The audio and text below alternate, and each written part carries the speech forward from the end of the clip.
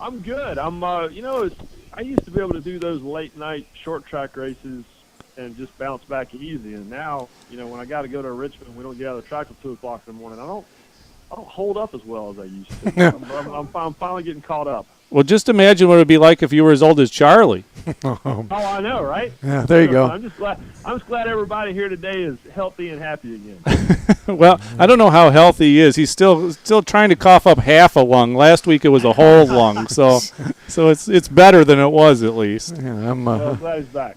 Hey, I was looking at your power rankings for this week as we head towards Talladega, and I thought it was quite telling, and Charlie and I talked about this in the first segment, about the fact that Tony Stewart doesn't show up in the top 20 anywhere. Boy, you talk about a rough season when Ryan Newman's ahead of you, your teammate, and Danica Patrick actually is looking better than you are in a couple of different ways. That's a rough way to go. And I can't put my finger on it. You look at like Jeff Gordon, who got off to a bad start, but if you've really paid attention, his cars have been quick. He should have won Bristol. He could have 2 wins this year. It's just bad luck or whatever. And so you can look at other teams. Like Martin Truex Jr. got off to a terrible start, but has had a couple of weeks where you go, okay, he still has the potential to be okay. And in the case of the 14 car, it's just weird. They're just swinging and missing. I mean, they just it's very unusual. Now, legitimately, he was running second and had a chance to be in the mix at the end, it just got swallowed up in those last few laps, and obviously was not very happy about how that went down. But it was just kind of the last, he got himself up to the front through pit strategy. It wasn't like the car was that great. So it's just, they can't quite seem to get it turned around, can they? No, they've been having a real tough time, and when the highlight for Tony Stewart is a verbal battle across the front of the hood with Kurt Busch after the race, that's not a good way to end your day, I guess. Yeah, and it's funny. I had a long talk with him. It was at Vegas, so the third race of the year. We talked. It was the Friday when everything got rained out, and we did a formal interview for TV, and then we just sat and talked for an hour because there was nothing else to do. It was pouring down rain, and he and I hadn't got a chance to do that in a long time. And he was starting to express some frustration, and it had nothing to do with racing. I think that he's a little tired of answering questions about Danica. He's a little frustrated because he hasn't been able to nail down sponsorship for Ryan Newman, hasn't been able to nail down full sponsorship for himself for the 14 car, and got Kevin Harvick coming over next year, so they're in expansion mode. And so I think there's just a lot of things going on that are frustrating for him, aside from the race car. But, I tell Tony Stewart fans all the time, the good news is that he does have his summer hot streak every year. Yep. And so that's still out there, and that can still happen. But he probably needs that to turn into an early or a late spring hot streak instead of a summer hot streak, because if you wait until the summer, it'll be too late. And we're talking with Ryan McGee from ESPN Magazine. Ryan, do you think, is this a sign that maybe what some people predicted when Stewart got involved with Stewart-Haas Racing, that it was going to be difficult to be a driver owner? Is this what's getting in the way? I mean, you talk about, you say he's got these frustrations from these different levels. That's what that is. I mean, that's what seems to cause that when these guys that are trying to drive and run an operation, and a big operation like his, it just gets really difficult. And is that what's going on?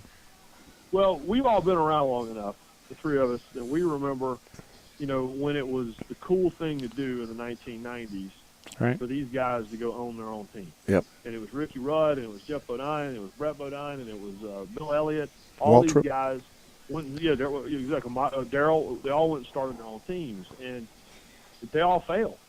I mean, they did. Every single one of those experiments did not go well.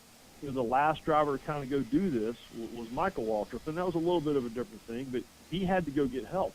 He had to go get serious financial help, or he was going to go broke, and the team was running terrible. And obviously, they've turned the corner, but Michael's name is over the door, but in reality is he doesn't own nearly as much of the team as he used to. He owns about 50% of it. So, the model's tough, and I think that Stewart-Haas Racing maybe got a pass with everybody because now they're going through the things that we all expected them to go through when he first started the team 4 years ago. And they were so good so early, and were so good those first couple of years, and obviously won a championship, that it kind of covered up, some of the growing pains that they were going through, maybe didn't realize it, and now that stuff's catching up with them. They'll be fine. They're just going through a bump in the road, but it's a big bump, especially for the 14 car. Charlie and I kidded a little bit in the first segment about tweaking the cars, being able to, when all this settles out. So far the racing has been good. The new cars has been good. Maybe once they get these cars all tweaked in and kind of do what they can do, the racing may go to hell in a handbasket once they all figure it out. But and I joked with him. I says, you can't tweak the car. Maybe you can twee it, but you can't go all the way to the tweak. Yeah. With the penalties, it came down to JGR. With the penalties to Penske Racing, give me your thought on that. I just was amazed when I saw what they did to Joe Gibbs Racing for what seemed to me to be somewhat of an innocuous misstep. Yeah, well, I think that the Penske case, they were messing with the rear end of the car. And after having made such a big deal out of other teams messing with the rear end of the car a year ago, I think that's probably legit. I think they're probably going to Wednesday in Charlotte. Penske has their hearing, and I think they might get a reduction, but I think most of that's probably going to hold up. Now, in the case of Gibbs, it was less than a penny's weight in one connecting rod, but you guys know this too. History says 3 things you can't mess with. And it was funny, I had just said this to my producers over the weekend at Richmond, and then Robin Pemberton said it, which was can't mess with engines, can't mess with tires, can't mess with fuel. And so, the precedent is set, which is if you start messing around with those engines, you start messing around softening tires and tricking out gas, well then there's always been a zero tolerance policy with that. I do think that there'll be a reduction in the penalty. I still think that probably the crew chief suspension is going to last at least a little while, and I think there'll be some money and some points involved. But I think they may get a reduction because it does seem, and everybody seems to agree, even their rivals, it's a bit extreme. Yeah. Well, one of the places that you had to be happy, the trucks were back at Rockingham. I know you love that place, racing at Richmond, racing at the small tracks right around the core of where NASCAR was. You had to be in hog heaven the last few weeks. Yeah, man. It was in Martinsville, and then it was in Rockingham for the Truck Series race, which is that's where I'm from. That's where I was born. And then obviously going up to Richmond, and having just been in Bristol, and yeah, it's kind of old school, and it doesn't really, to me, it doesn't matter what part of the country you're from.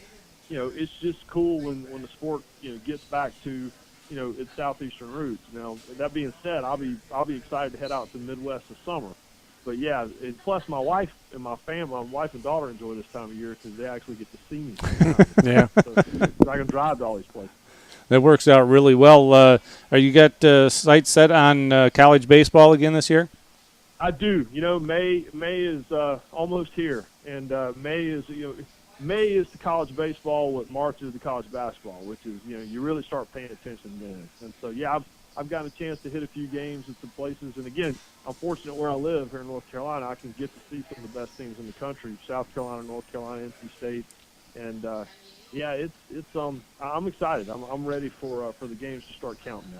All right, Ryan, give us a name. Give us a guy who's going to be the next Nick Castellanos. Who's the guy? Well, I tell you, I'll give you a team. All right. And if you the University of North Carolina, and it pains me to say this because I grew up in the ABC club, anybody but Carolina. But the University of North Carolina is loaded, and they've got probably half a dozen future big leaguers on that roster right now. And if you look around the big leagues right now, and you see Dustin Ackley, the great hitter out in Seattle, and Daniel Bard, who's a reliever with Boston, but all these guys were with Chapel Hill just a few years ago, and now these are the guys who were freshmen when those guys were seniors, and they're loaded. So keep an eye on the boys in baby blue, as painful as that might be for an old NC State fan like myself.